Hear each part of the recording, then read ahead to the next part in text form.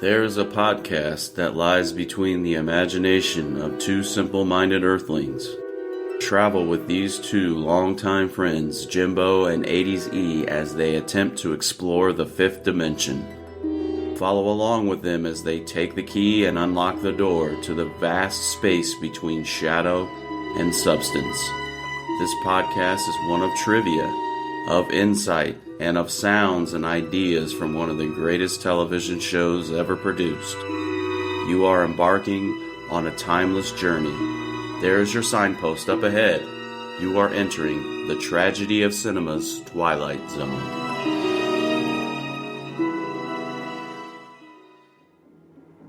This is the face of Ramos Clemente. A year ago, a beardless, nameless worker of the dirt who plodded behind a mule, furrowing someone else's land. Then he looked up at a hot Central American sun and he pledged the impossible. He made a vow that he would lead an avenging army against the tyranny that put the ache in his back and the anguish in his eyes. And now, 1 year later, the dream of the impossible has become a fact. In just a moment, we will look deep into this mirror and see the aftermath of a rebellion in the Twilight Zone. All right, guys, welcome back to the Tragedy of Cinema podcast. I'm your host, Jimbo. And I'm your co-host, 80s E. 80s, welcome back to the fifth dimension once again. Yes, sir. Glad to be back in the TZ. Season 3, just not living up to expectations so far. Another downer of an episode, if you will. Yeah, so you're disappointed so far, other than the Civil War episode. It's already slipping my mind. The shelter was okay, but the passerbys, yes, was very good. So we'll see. Hopefully season 3 picks up soon.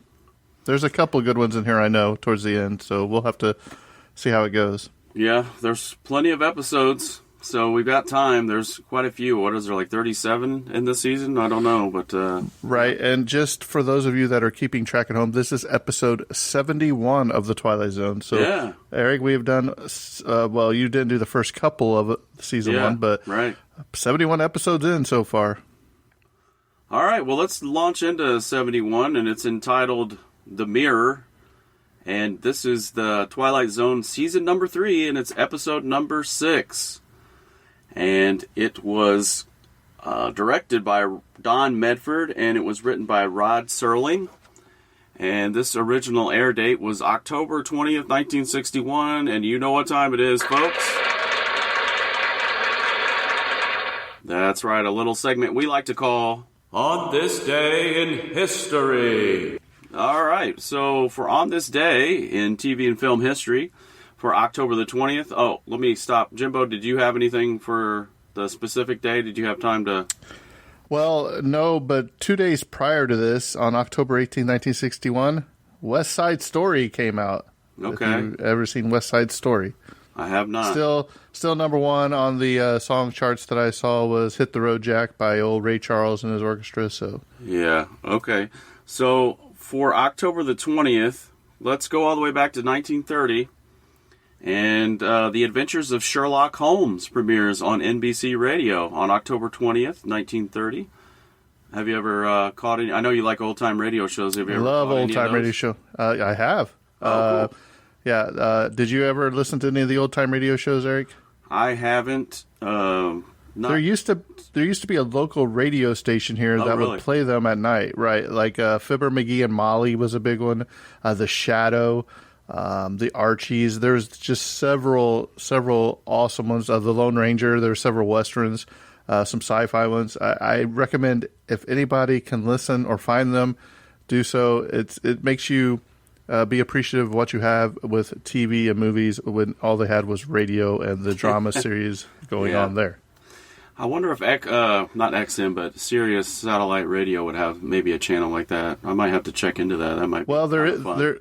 There is an app on your phone, like your Android or iOS. There's an old-time radio player that has several of these, I say sitcoms, but radio shows on there that you can look up as well. Okay, good to know. We'll take notation of that. 1955, let's skip ahead a few years, and Ira Levin's stage comedy No Time for Sergeants, based on Mac Hyman's novel starring Andy Griffith And yes, featuring Don Knotts, opens at Alvin's Theater in NYC and runs for 796 performances. Some of you probably already know some of the backdrop of Andy Griffith and Don Knotts. That's sort of how they came to know each other before the famous Andy Griffith show. That's where they met on that in that stage comedy there. Also in 1955, this is rather important notation, the publication of The Return of the King, the third and final volume of The Lord of the Rings by J.R.R. Tolkien, by George Allen and Unwin London. Am I saying that right? Unwin London? So the third installment there of The Lord of the Rings in 1955. Excellent book. And on a lighter note, 1967, a purported Bigfoot is filmed at Bluff Creek by Roger Patterson. And Robert Gimlin in Northern California. So Bigfoot came on the scene in 1967. Well, I guess the first filmed Bigfoot. All right, Eric.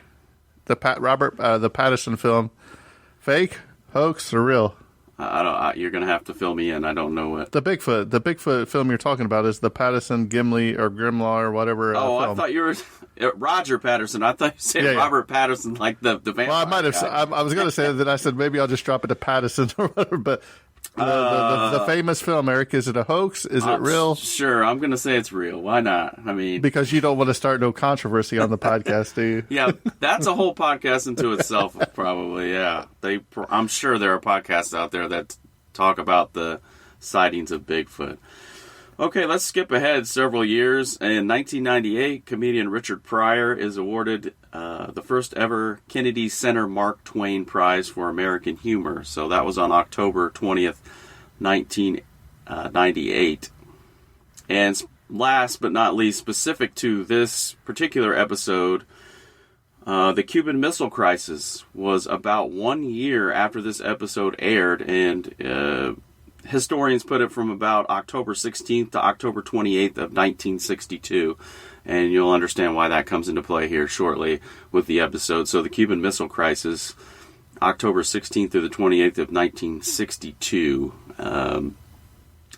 But as far as the episode goes, I think I covered. No, let me just talk about total production costs and dates of filming and rehearsal, and then I'll kick it over to Jimbo for the cast there. So total production costs for this episode ranks in around normal, I guess, at $51,316.46. And again, 10x for inflation. I'm not going to give you all those numbers. And the dates of rehearsal for this episode was August the 14th, 1961. And the dates of filming, it was 3 days of filming, August 15th, 16th, and 17th.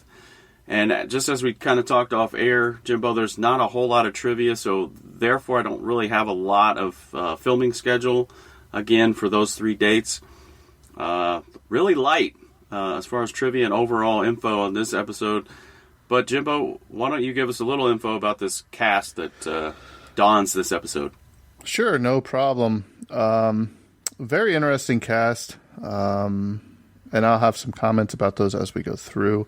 But we have legendary actor Peter Falk. He played Ramos Clemente. He's probably most famous, remembered for Columbo, where he starred in the television show. But also, he was in The Princess Bride, if you remember. And he was also in a little comedy, Murder by Death. Very, very funny movie there. Then you had Will Kuluva. He played General De Cruz. He was in a movie To Trap a Spy in 1964. Then you had Anthony Carbone. He played Cristo. He was also known in this episode as the Bold One of his henchmen. He was in a Bucket of Blood in 1959. And also, Eric, let's see if you know this one. See if you can finish this. Are you ready? Creature from the Black Lagoon? Wrong. Haunted Sea in 1961. You set me up. I set you up for that one. Yeah, you set me up. Then we had Arthur Bantanades. He played Tabal. He was known as the Quiet One. Eric, he was in, yes, Police Academy 3, Back in Training, Police Academy 4, Citizens on Patrol, and Police Academy 6, Citizens Under Siege. So He played Mr. Kirkland, I believe was his name. I didn't write it down, but he was in a lot of the police academies. Then you had Rodolfo Hoyos Jr. He played Garcia, the strong one. He was in The Little Savage from 1959. Then we had Vladimir Sokolov. He played Father Tomas. He was in the great movie The Magnificent Seven in 1960. Then you had Richard Carlin. He played D. Alessandro. He was the dedicated one. He was in the Tangler incident. Then you had Robert McCord, which he's uncredited, but he's known as the bearded guard with Priest. He was in the Wild Wild West TV show. They had Val Rufino. He was another uncredited guard. He was in the television show Gunsmoke. And yes, we had Rod Serling, who is the narrator creator of the Twilight Zone. So, Eric, before we get going, I do believe it's either Cristo or Garcia. It's one of them. Whichever one is laying on the couch later in the episode and hops up. Yeah, dude, he has zero accent. Either that, or he forgot to say his speak in his dialect that he was supposed to be speaking in. It was terrible. But my question to you is, Peter Falk in this, do you think that they, I don't want to say black-faced him, but do you think they brown-faced him any? If you look at the pictures. It's interesting. I'm going to, if you don't mind, I'm going to table that for the end, because I wrote that in at the end. But that was a question. We're aligned. Our brain waves are on the same wavelength, because I put that question in my observations as well. I want to circle back to all these names are like really cool, except for the bald one. How would you like to be known as you're the bald one? Everyone else is the strong. It's the bold, B-O-L-D, bold one. Okay, I thought it was not the bald one. Like, no, he's not a bald one, brother. You're the strong. You're the whatever. You're the bald one. Wow. I didn't know Art Toast was in this, the bald one. All right, let's talk about a plot and put our cheesy dad jokes aside for a second. So when the peasant Ramos... Do what? Just 1 second. We'll put them aside for just 1 second. When the peasant Ramos Clemente leads a successful revolution in his undefined country, the former director, General de Cruz, advises that his mirror is magic and can anticipate who will murder him. Clemente becomes paranoid and kills each one of his revolutionary comrades, believing that they want to murder him. So pretty straightforward in the plot. I'll just give you a heads up front. There's not really a magnificent twist. I mean, there's somewhat of a twist at the end, of course, but you can kind of see it coming from a mile away. Straightforward. Basically, these guys just get picked off throughout the episode, all four of his commanders or whatever, and it just methodically plows through the plot. But just by way of context, I wanted to read out of an old history book. Boy, this old history book from high school has come in handy on several occasions. I seen that cover, and I was like, man, I remember this history book. And I'm going to reference it. It comes in handy primarily because it condenses large chunks of history down to, just a few paragraphs. And honestly, it's kind of amazing that Rod could have written this episode out of these, 10 or so paragraphs that I have in this book. But it becomes fairly obvious early on in the episode that Rod was writing from a position that this was... while he is named Ramos Clemente, he is patterned very closely after one Fidel Castro, right, from Cuba. So, just by way of context and backdrop, I want to read a little bit about Fidel Castro for those, and for my own edification. Like, who was this guy? How did he come to power? And so that'll become very apparent in the episode. The mirror, if you will, the mirror comparisons to Clemente and Castro. So, in 1934, Fulgencio Batista became the dictator of Cuba. Under his rule, Cuba prospered economically because of close ties with the United States, but many Cubans still lived in abject poverty. A young Cuban lawyer attempted to start a revolution against the Batista government by attacking Moncada Army Barracks in Santiago de Cuba. And on July 26th, this was in July 26, 1953, and he and his followers were captured and imprisoned. And they were imprisoned actually in Mexico. And after their release from prison in Mexico in 1955, Castro, organized the 26th of July movement named after his aborted attempt to seize the Cuban government in 1953. So this revolutionary was, of course, Fidel Castro, a bearded face and tattered army uniform soon became all too familiar with most Americans. After landing in Cuba in December of 1956, he and his followers waged unrelenting guerrilla warfare against the Batista government. And by January 1st, 1959, the Batista government had fallen and Batista had hastily left the country. Castro rode triumphantly into Havana atop of a tank. It became apparent that the Cuban people had merely exchanged one dictator for another. I thought that was an interesting sentence in the context of our episode. Hailed by many Americans as a freedom fighter and an agrarian reformer, Castro quickly showed his true colors. He began a sweeping program of economic and social reforms and transferred Cuba into a communist dictatorship. Thousands of people were executed or imprisoned after mock trials, and this was by mid-1960. A billion in American-owned properties and businesses in Cuba had been seized by the Castro government. At their 1960 meeting at the United Nations, Castro and Khrushchev warmly embraced each other as comrades.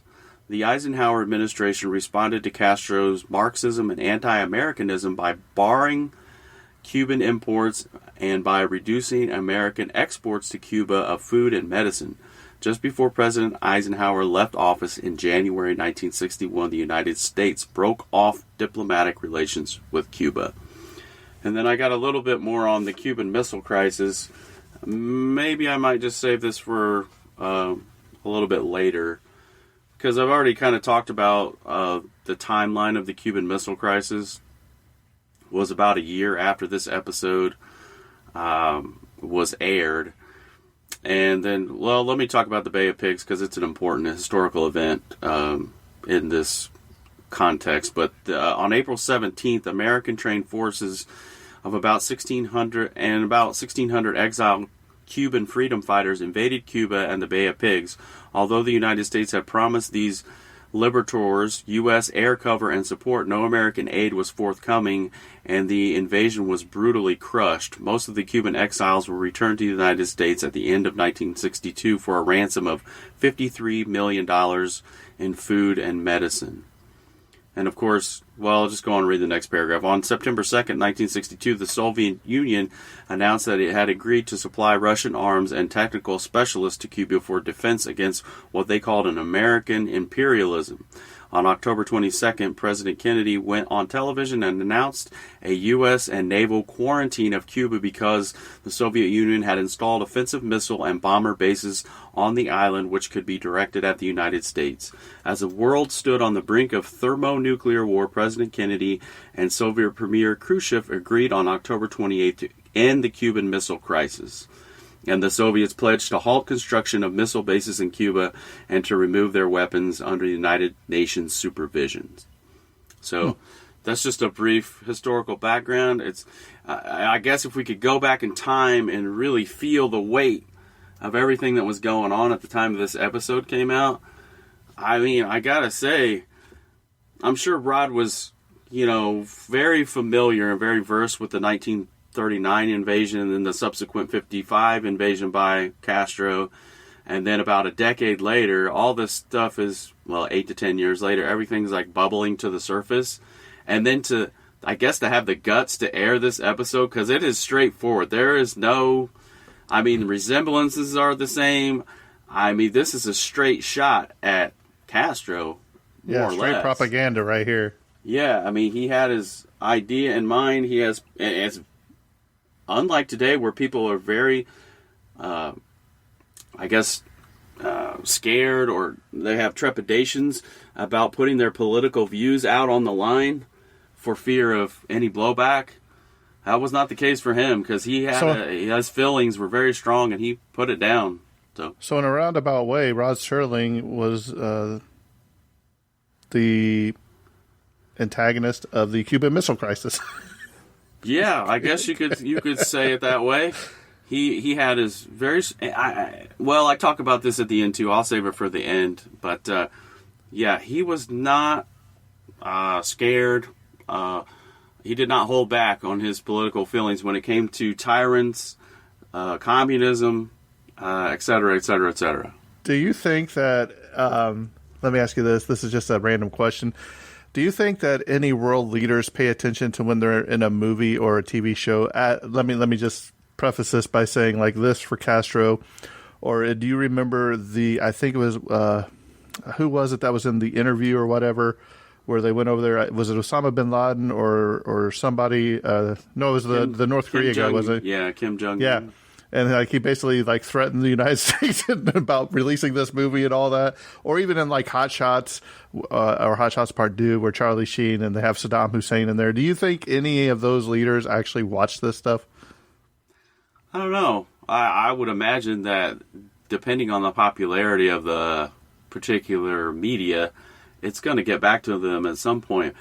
And because of let's just go back to the Twilight Zone. Khrushchev is referenced in one of the worst episodes ever we've covered so far. We've got Castro. Hitler is referenced already by season 3 at least a couple of times. Mm-hmm. He was writing from a perspective of, his political viewpoint. And while I think he did a really good job of sort of staying centrist on more social issues, he tried to, give his ideas and thoughts. When it came to communism, dictatorships, etc., he was very direct and bold, if you will, about his thoughts and feelings. But anyway, let's go ahead and jump into the episode. And Jimbo, I may skip over a lot of things just moving through the outline, so anytime you want to jump in. Okay, Eric, how many times did they say Viva at the beginning of this episode? I actually counted. You actually counted this time. You're not just sending a question that you don't know the answer to. So I can venture a guess. 12 times? I counted 22. So it could be 21 or 22. Okay, so, I'm way under. Peter Falk by himself was like, Viva, Viva, Viva, Viva, Viva, Viva. Yeah, right. And you got the crowd chanting, and then all the comrades like, Viva, they all echo his sentiments, so... I just thought that was funny. I had to throw that in there. Yeah. Eric, do you know what Viva means? No, I don't. Do you know the answer to that, or is there another setup question? Well, I mean, I should know because you don't. Living the Vita Loca. No, I don't. I think it's live, ain't it? Long live? I don't know. Isn't there a paper towel called Viva? I don't know, Eric. I only brought the Bounty, the quicker, thicker, picker upper, or whatever. Does it mean clean up a mess? I don't know. I guess I should have looked up Viva while I had the chance, but I didn't. Yeah. So, well, maybe you can Google it while we launch into this first act here. As you've already referenced, Viva, the crowd, the voice. Well, we have Ramos Clemente. He's on like a balcony or a veranda. And he's waving to the crowds, right? And the people below are shouting, Viva Clemente, Viva Clemente. And then he sort of struts through this double door, and he comes into the... again, just like a game of pool, the set is very simplistic. There's not a lot of moving parts here. It's one set. Viva comes from the Italian and Spanish, where it means long live. So long live. Wasn't too far off there. I'm stuck on the paper towel. That makes sense in the context of the paper towel. You can soak up a lot of messes, and your paper towel is long lived. See how I did that? Put that together. Okay. All right. Really struggled with this episode, aren't you? I'm trying to pull anything I can. Yeah. So back inside here, we're in what looks like to be a palace. conference room, office / bed. I don't know exactly, but we gather very early on, as I've already kind of mentioned, that this is a dictator that greatly resembles Fidel Castro, and this is in an unnamed South or Central American country. That becomes very apparent. Ramos Clemente and the 4 lieutenants of his revolution celebrate the peasant revolt that has just transpired. And Clemente is going to bring in his political enemy here. The 4 lieutenants are introduced. So Cristo, Tabal, Garcia, and they're all, I think right here they are, they're kind of given their nicknames at this juncture, maybe. And then soon after they toast to their, victory celebration. And Rod's introduction is forthcoming here. Yeah, I think that was pretty cool when he did his introduction. I was looking at the mirror as he was doing it, so you could see him in the mirror too. Mm-hmm. Yeah, I like how they put him in the corner, and they sort of wedged him in the corner with the mirror in the backdrop. Yeah, that's pretty cool. And then we go to our first commercial after Rod's I think this is all on-screen introduction too by Rod, which, again, as we talked before, he's kind of gotten the habit of splitting the two, one on camera, one part of it off camera. But this one was straightforward. We go to commercial. We come back for Act 2. We've got the title shot with the double doors in the title shot. And then we see a man push through the double doors by 2 guards. And Clemente says, "You recognize that man, that one in the picture? Arrogance in full braid. What is he now? Hey, what is he now? He's an old man in a dirty uniform." And we meet De Cruz, General De Cruz, who was the former head of this unnamed Central American country. And he's obviously the political enemy of Clemente. Clemente sort of rationalizes. They have this conversation, and Clemente says, basically tries to make the case that this is not about what he wants, but this is all about the people. This revolution is all about the people. And, because De Cruz pushes back, and Clemente hates De Cruz, which, let's talk about the name De Cruz, because it's used. This is the second time it's used as a character name. The first time was used in not 100 Yards Over the Rim. The Rip Van Winkle caper. One of the characters in there was named De Cruz.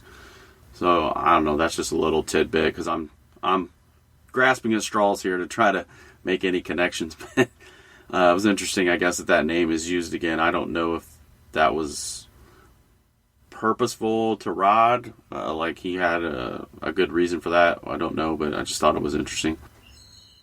Clemente, he wants De Cruz to suffer for all the land that he has stolen, the food that he has taken out of peasants' mouths, and he wants he also wants every voice that was stifled by decree, all the laws that De Cruz, put in place in his mind that made the people's lives, the peasants' lives more specifically, terrible. And Clemente says that the firing squad is too good for De Cruz, that he wants to strip him naked and cover his body with honey and let the ants eat off his flesh. I thought that was really cool. Yeah, that was a good line. Again, De Cruz, though, he sort of pushes back, and he says, "I will not oblige you, Clemente, with a cry or a plea. You can strip off my flesh because it's there for you, and it's easily done. But my manhood, you greasy little peon, this is as far from you as the moon." I thought that was a cool line. And throughout their conversation, De Cruz is like, "Hey, you're just like me. Like, you're trying to make all these excuses that, all these noble things that you're trying to spout out that you're doing it for the people, but it's all about greed and power and money and fame and fortune. Those are the reasons why dictators come into power." And he illustrates that by saying that we are all of the same breed. and that we care for no one but ourselves. And then he goes on to say, the spoils, they are simply a legacy, Clemente. What I pass on to you, power you shall have, General Clemente. Certainly power, enough to make you giddy. But there are other things in the inheritance that, and that you'll find them soon enough. Fear. Fear is the chief legacy. Fear of assassination, fear of disloyalty, fear of rebellion, fear of another Clemente hiding in the hills. God help you. God pity you. And so, yeah, but I think right before that, I think you can start seeing some of the dissension in the ranks, because I do believe it's De Alessandro, the dedicated one. He's like, look, he's to be judged, not tormented. So he's still trying to prove that, hey, this guy still deserves his day in court. You know, you're not just going to judge him. You know, he's got to get judged. You're not going to torment him before his appointed time. Yeah, that's a good point. He's still trying to stay within the bounds of the law, and I think Clemente goes in and calls him like a moral something. I don't remember the moralist. It's a moralist. Yeah, more or less. Yeah, like he's moralist in that he's he's not throwing off the bounds of the whatever laws are in place here, and then. Also you see that dissension too with some of the others as the firing squads begin to fire up. People are just being executed. All of his political enemies are just being executed. They're not getting their day in court. And it was like I think it was 1,000 prisoners, and they said, "Well, what do you want to do with it?" He said, "Kill them all." They're like, "What?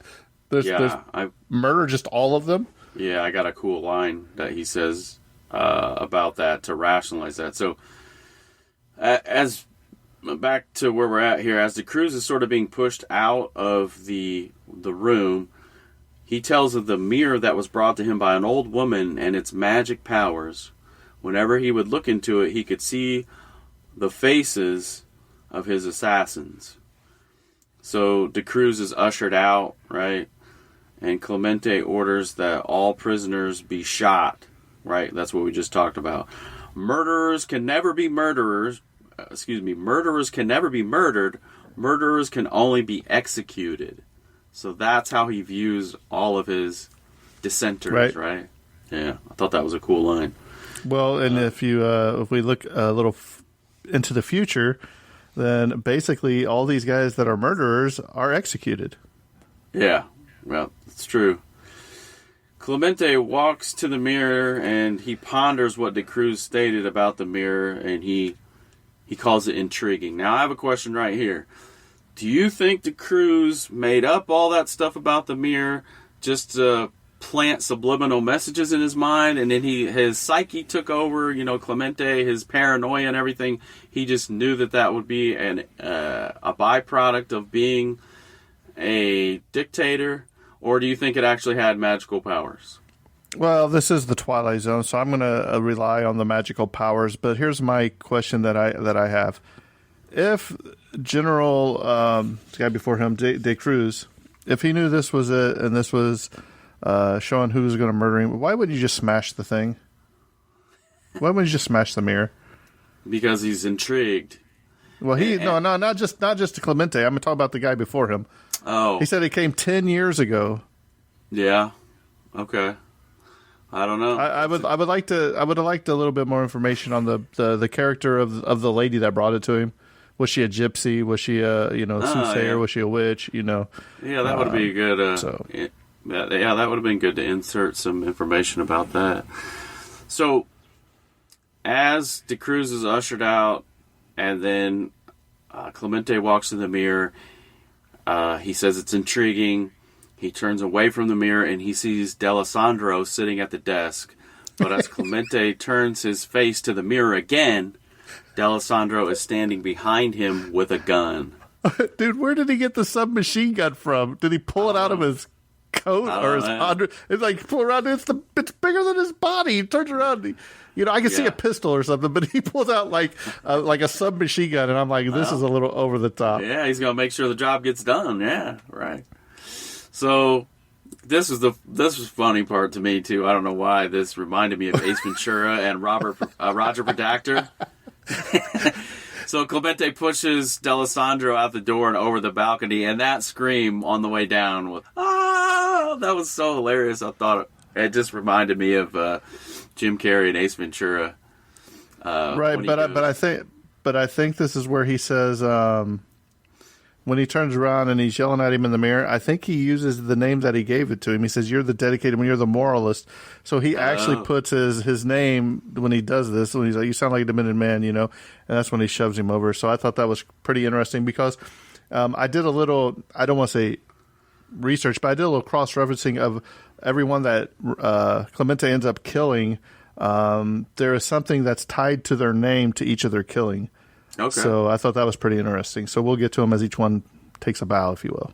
Okay, so D'Alessandro, he was the first one on the chopping block.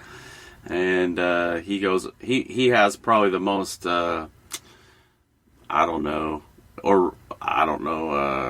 extraordinary death, maybe. Just thrown over the top of... Yeah. Ah! Right.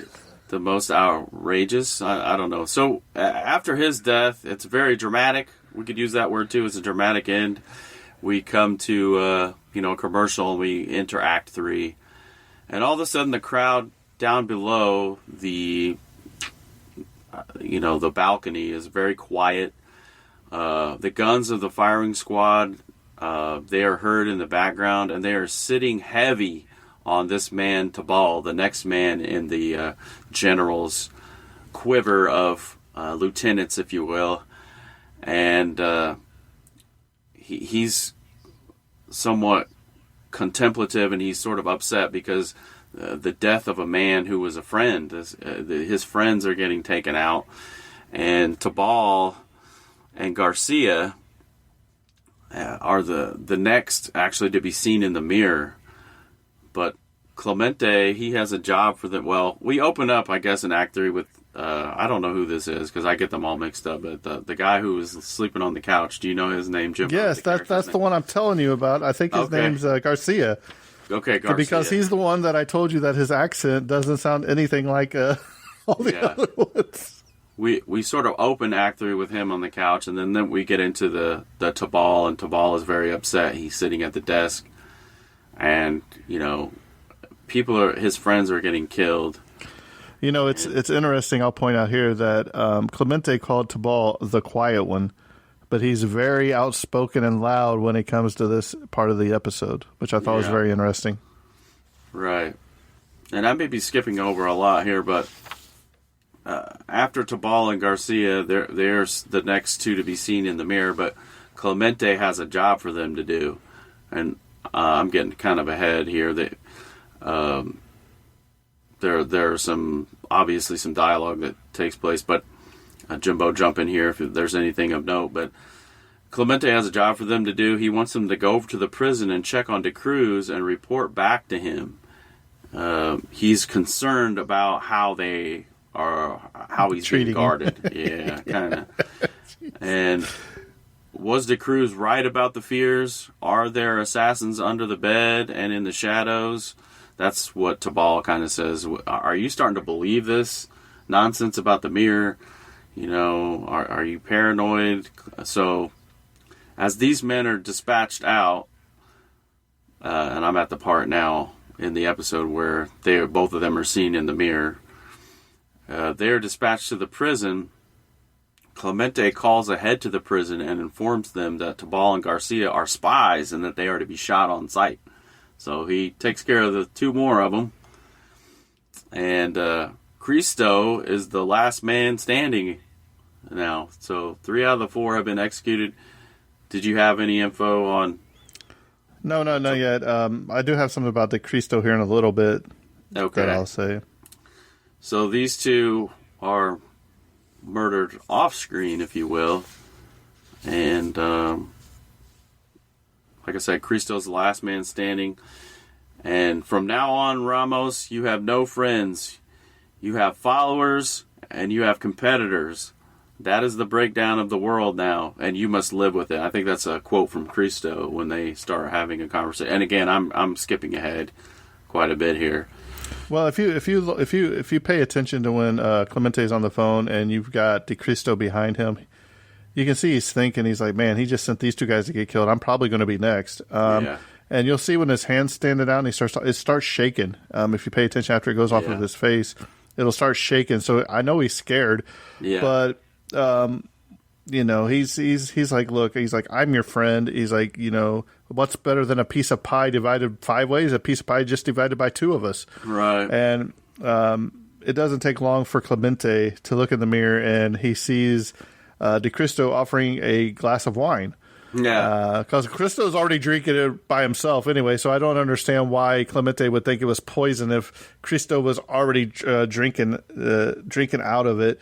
He poured it from the same bottle he's been using, so if he's going to poison him, he's going to poison himself too, which could have happened. So this is De Cristo's the last one. He's basically like, look, because Clemente asked him, he says, "Are you a leader or are you a follower or whatever?" He said, "I'm a follower." And he said, "Well, for how long?" He says, "Until you prove to me that you cannot lead anymore." I was like, wow, I don't think I would have said that after this guy just murdered 3 of his right-hand men. Yeah. And then the phone rings and the gatehouse of the prison confirms that Tabal and Garcia have been executed. Cristo says in the mirror is an ordinary mirror and that Clemente... he shoots him in the back, right? He shoots Cristo in the back, and the reality for Clemente that he's all alone begins to set in, and it kind of washes over his face after that. And then enter Father Tomas, or Thomas, however you want to say. He enters and says the executions have been going on for a week, and the people, they're appalled. The cries of "Viva, Viva" and "Victory" have, they're gone. And Father Tomas says the victory is not so sweet, is it? Instead of the flavor of wine, it's the taste of ashes. I thought that was a cool line. And then the general's like at his breaking point here, and he says he can't live like this. And then Clemente throws his pistol at the mirror, and then we see Father Tomas standing on the other side of the door, outside, like in a hallway, outside of the room. And then he has like his ear huddled close to the door, and then we hear a shot, and then the door is opened, and then we see Clemente lying on the floor with a gun in his hand in an apparent suicide. So that's sort of the small little twist in the episode. Kind of could see it coming, but then Rod has his closing narration. Anything else you want to interject at the end of the episode? No, well, I do have a question for you. When De Cristo was when he was at the mirror, and he's talking, and he's like, I think he says he's got his face up against the glass, and he's looking himself in the eye, and he says, "Now you will be alone." And then he says, "What's the other word? Let me think real quick." He says, "Now you'll be all alone," and then he says. I should have wrote it down. Hang on just a second. It's coming to me. It says, "Now I'm afraid you will be very lonely." Mm-hmm. I wonder if he's saying that to himself. Because then he turns around to Cristo and he says, "But you have just killed a better man, Ramos."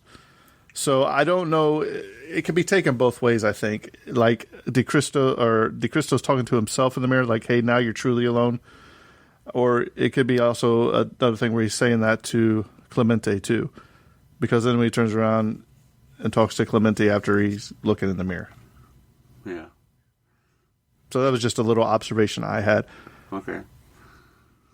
All right. Let's move on to trivia.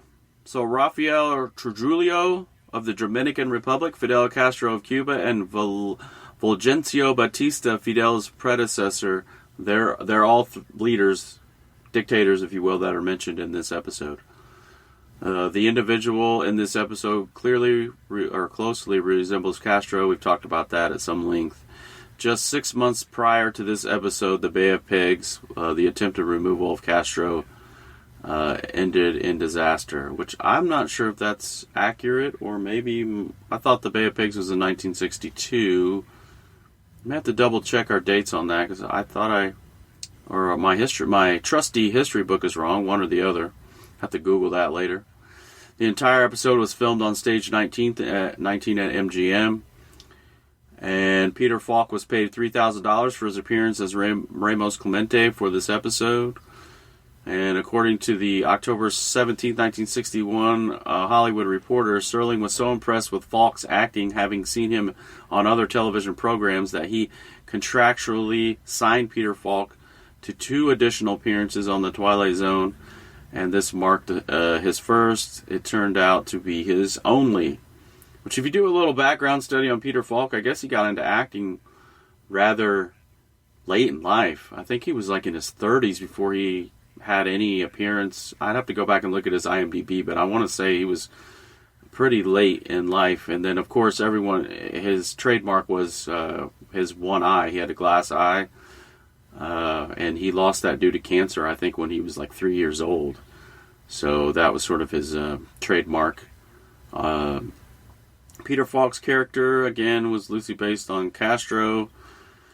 This was at the height of the Cuban Missile Crisis. At one point, we all had to leave the studio. Well, this is Arthur Bandidas for Starlong magazine, and I'm not sure what character he played. Let me look back. He played Tabal. So he's talking about the experience of making the episode, and he says this: it was at the height of the Cuban Missile Crisis, and at one point we had to leave the studio dressed in our Latin American outfits. Since there was, yeah. Since there's a lot of anti-Castro bias at the time, we felt insecure walking down the streets in the uniforms. It was definitely not the time to be running around looking like one of Castro's men. I thought somebody might run us down. No kidding. I think I might have had a change of clothes before I hit the streets, especially at that time. The October 20th issue of the Indiana Evening Gazette warned viewers in advance that there is nothing eerie in this drama aside from the dictator's delusions concerning an ancient mirror said to possess supernatural powers. And that is the summary of my trivia. Not a whole lot here. No goofs that I'm aware of. Jimbo. All right, I have a question. Yep. Or an observation. When Clemente throws the gun at the mirror, I don't know if he had enough time to retrieve the gun and shoot himself that quick. Okay. Do you think that's a goof? That might fall under the goof section? Well, I mean, I think it's too quick. I mean, unless he's Superman moving at faster than a speeding bullet, he throws it and then the gunshot just click right away. I didn't see a second gun anywhere, and it looks like the same gun in his hand that he threw. So I don't know. Maybe it was just wishful thinking on my part or something. One other notation: Father Tomas was also a priest in the episode Dust, I think, from season 1. So he made a reoccurring role here. Just a little tidbit. Questions and observations. Jimbo, you already launched us off with the retrieval of the gun and all that stuff. That might be one for the goof section. Jimbo, have you ever seen couldn't have seen it. Have you read The Telltale Heart? I'm pretty sure that you have, by Edgar Allan Poe. Of course. Yeah. Of course. So I just bring that up because it reminds me a lot of that story. You know, he's murdering people. Clemente's having a lot of paranoia. I just see a little bit of parallels with that particular book. And he's overwhelmed by the end. He can't take it anymore. Somewhat, or I get a lot of like Scarface vibes in this episode too. Loose. I mean, these are loose parallels, obviously, but that's just kind of the paranoia, the fear of his enemies, coming and trying to overtake him, and all that surrounds that. And then I just wrote down, like, there's no peace for the wicked. Like he's got to live his life in constant anxiety, maybe, I guess might be a way to state it, in complete paranoia, because all of these people that he's crossed, you always got to worry about your enemies doubling back and coming and get you, right? So he's always got to look over his shoulder. And then I guess you could sort of encapsulate the whole episode. I saw this several times. Power corrupts, and absolute power corrupts absolutely, and that was by Lord Acton. That quote was by Lord Acton, and I think it sort of summarizes the episode. He had all the power in the world, and instead of it tasting sweet, it tasted like ashes.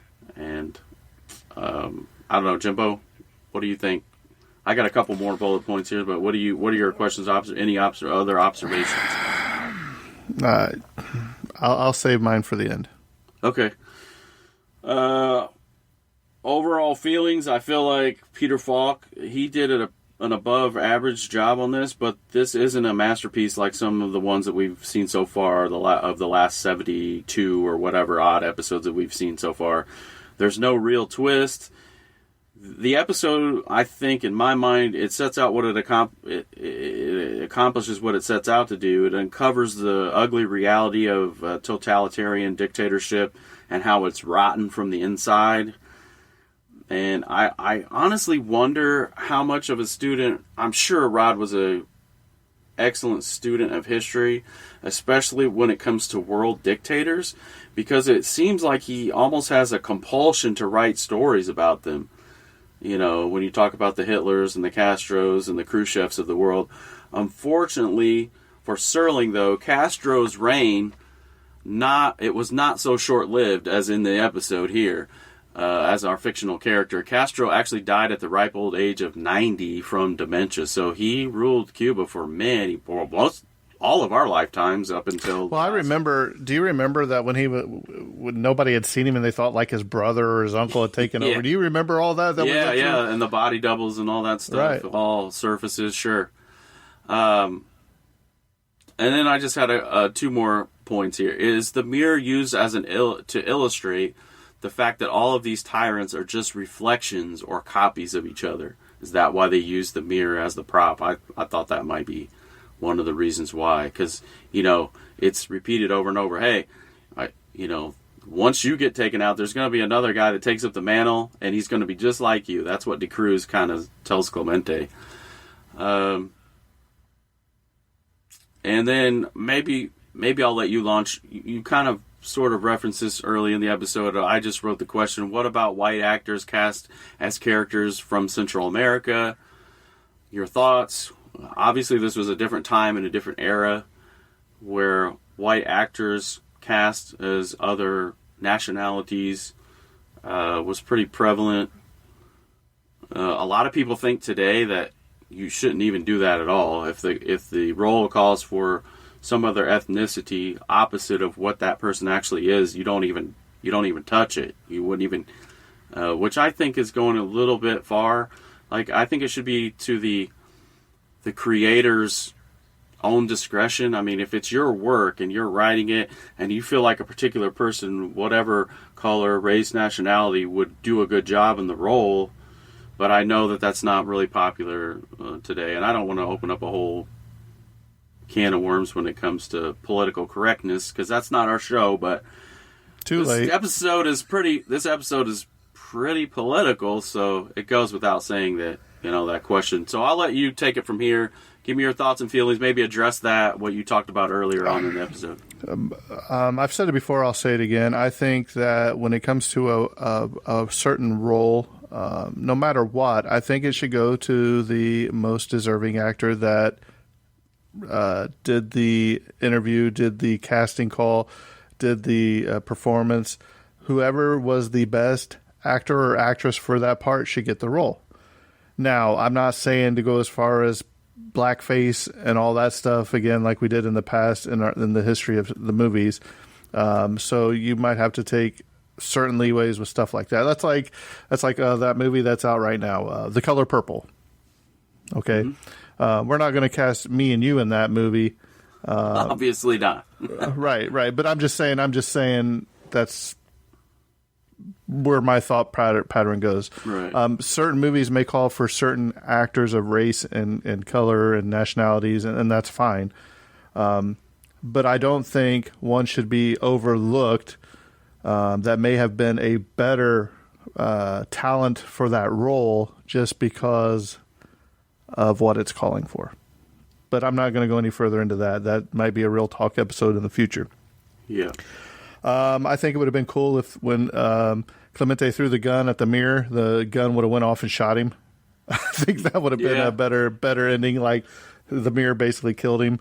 He killed the mirror, so I think Tabal, the quiet one, I think he did a really good job in this, especially keeping quiet. But he was more of him and D'Alessandro both, I think, actually had morals, if you will.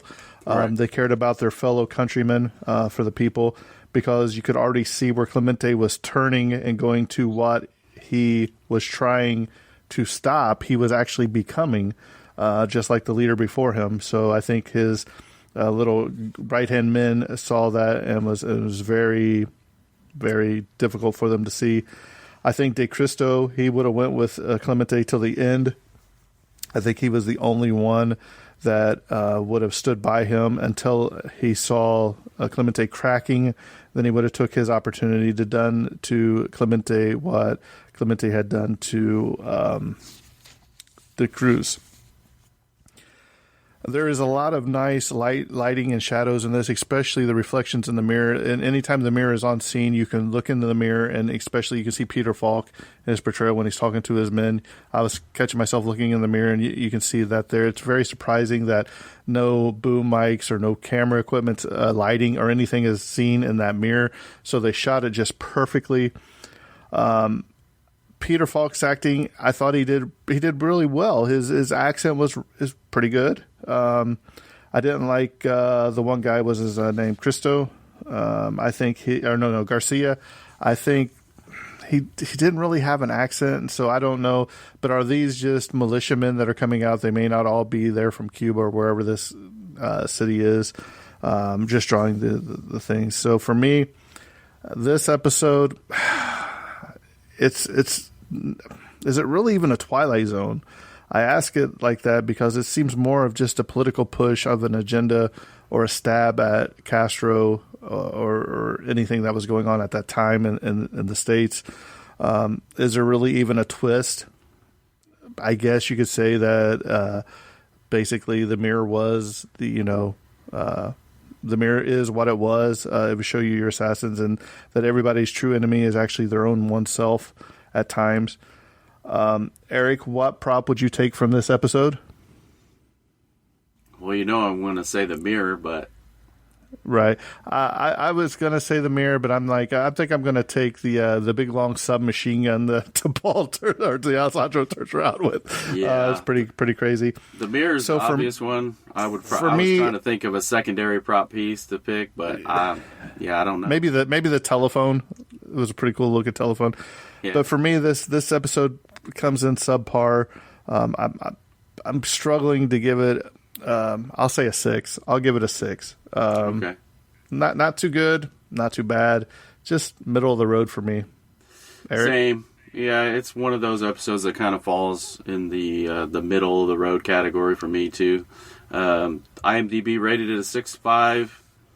And I might give it a notch or two above that, just because I don't think it's highly maligned. I mean, from resources that I've listened to or read, I don't think it's as terrible as a lot of sources say, but I think IMDb got it right. So 6.5, 6.6, it's still right in that middle lane. So, well, as you can see, we're doing pretty good, trudging through season 3 so far. I think next week we have an episode entitled The Grave. Boy, it's really not getting much better. Let me just tell you that. So, if you want to reach us, we are thetragediacinema@gmail.com. We are on Facebook at The Tragedia Cinema on Facebook. You can meet us there. You can message us anytime you want if you want to leave us a review. But Eric, any final words from the fifth dimension? Not really. Just meet us next time when we cover The Grave, and hopefully it doesn't put us in the grave when we do it, because we got to pull After ourselves covering out. this one and that one, I might just put myself in the grave. Yeah. With that being said, I think this episode's coming to a close, and that's a wrap. And cut. Ramos Clemente, a would-be god in dungarees strangled by an illusion. That will-o'-the-wisp mirage that dangles from the sky in front of the eyes of all ambitious men, all tyrants. And any resemblance to tyrants living or dead is hardly coincidental, whether it be here or in the Twilight Zone.